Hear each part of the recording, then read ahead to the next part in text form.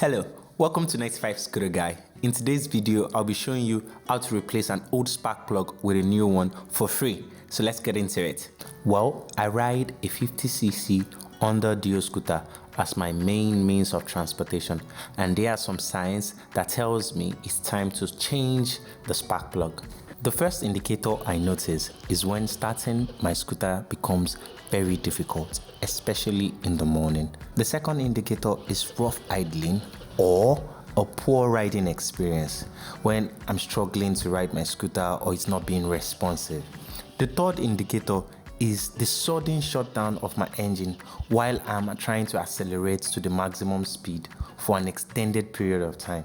This is a very bad one. I try to avoid this as much as possible. So most times once I notice the first or the second indicator, I simply swap out the old spark plug and everything is fine again.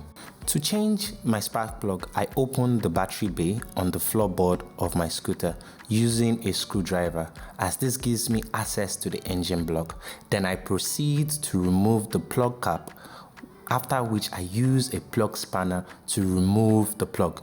Please, you will need a screwdriver and a plug spanner to do this. Removing the spark plug is a very easy process, but you might struggle with it if you do not have the required experience. Don't get frustrated. You can only get better the more you do this. So, I replace the old spark plug with a new one and proceed to screw it into the engine block. I would advise you replace your spark plug with a genuine one, but if you can't get one, the generic ones would be just fine. Well, once I'm done screwing the plug into place, I install the plug cap and try to start my scooter. Most times I turn the throttle while I press the brake and the on button, and this works.